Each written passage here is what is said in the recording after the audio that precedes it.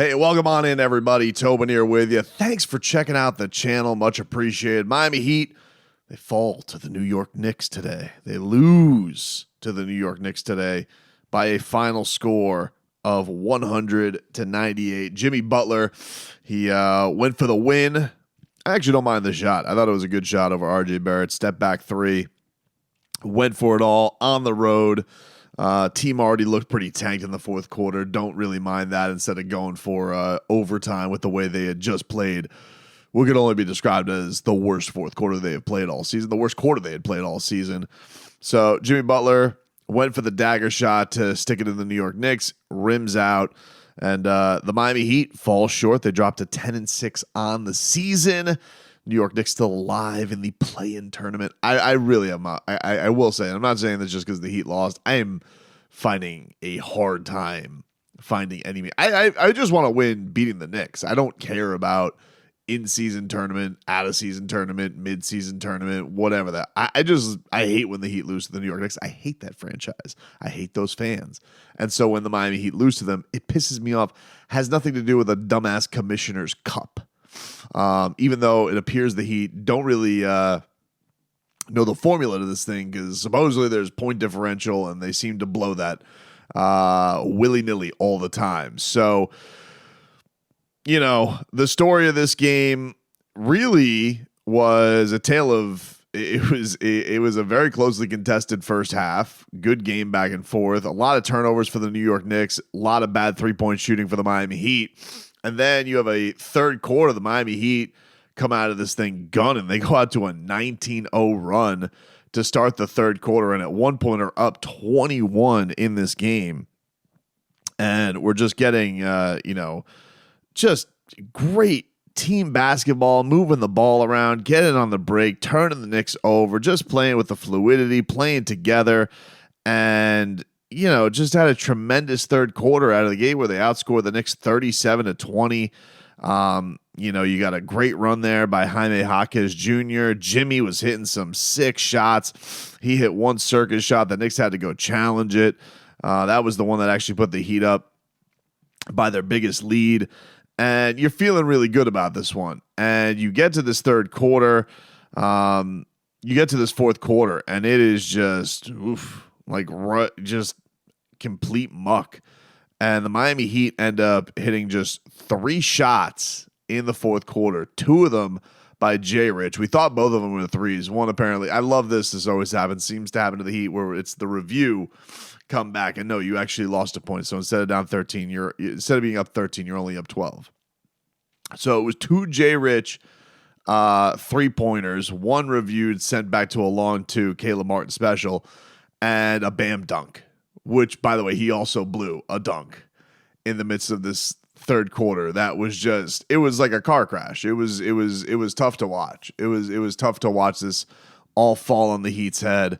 But when you have a fourth quarter like that, I mean, you don't deserve to win. Like I was hopeful like hell that, you actually got to look at it with Bam coming down the lane, blows that dunk. Heat then get Bam to the line. He's able to bring it to within 1. They foul Brunson with 11 seconds left. He misses a couple free throws down the stretch, but he misses it when he's a very, very good free throw shooter. So he actually have a chance to tie if they want to. Jay Rich brings it up, gives it to Jimmy. Jimmy has RJ Barrett on him. He decides to go for the kill, and that was all she wrote. Miami Heat fall short there.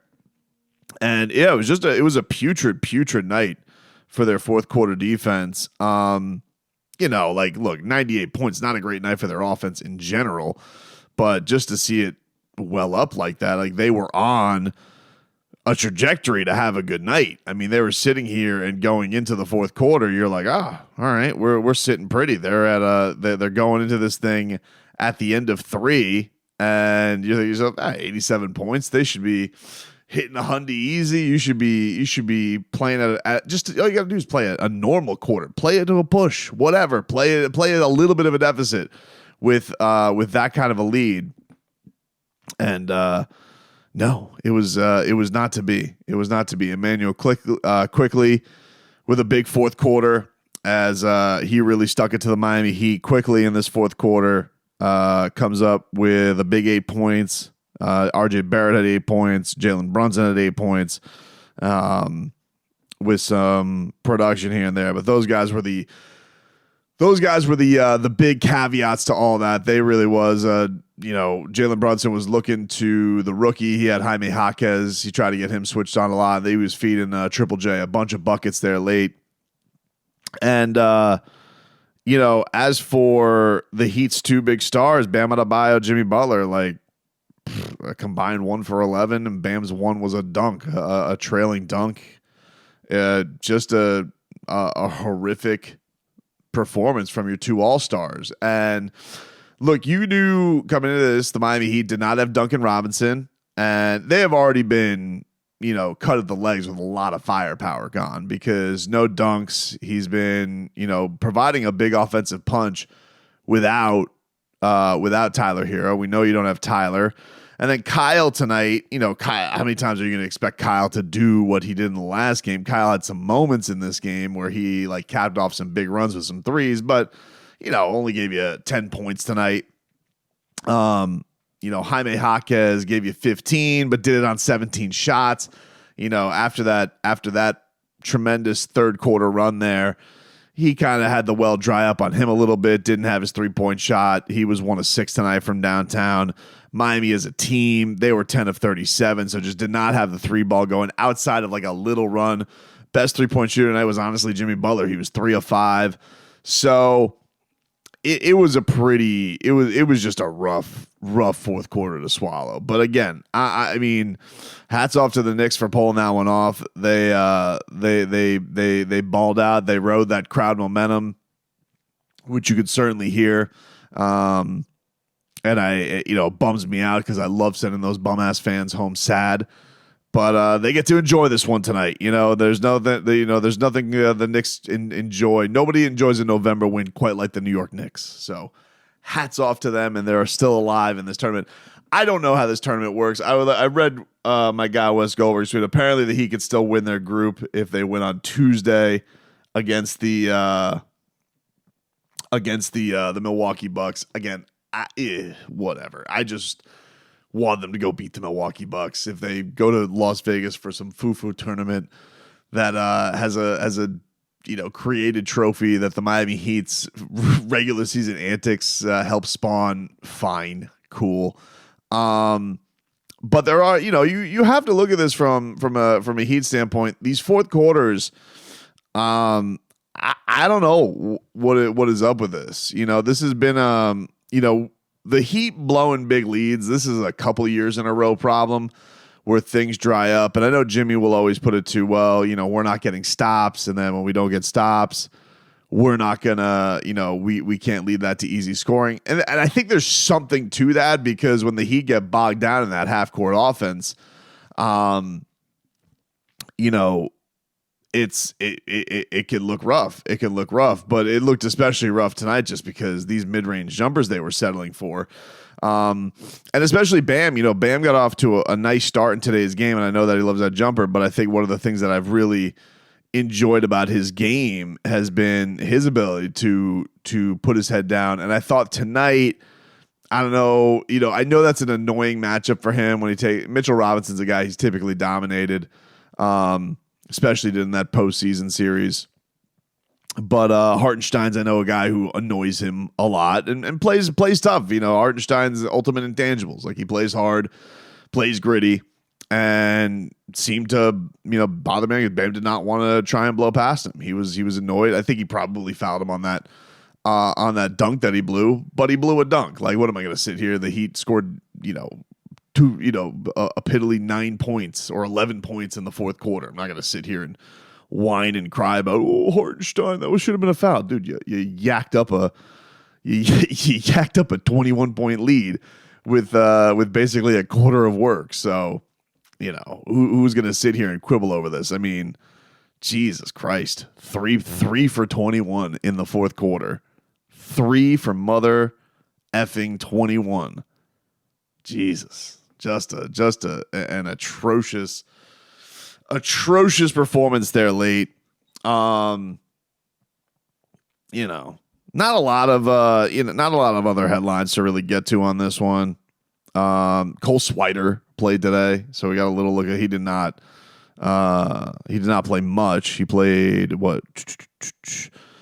Cole Swider gave the Heat tonight 6 minutes. He was 0 of 3 from the field, 0 of 2 from downtown. Did not hit a 3 after his monster G League performance. Again, we do not have Nikola Jovic up here.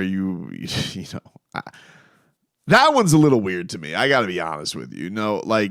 I'm sorry, but Duncan Robinson's not playing. I get it. Cole Swider is he's going to be your next Strus or Duncan Robinson. Cool. The first round pick from last year doesn't get to dress with the big team. I'm glad they brought Jamal Cain up. I love watching Jamal Cain play basketball. I think that, that guy just finds buckets. Back pocket. What is it? 2 points from Jamal Cain.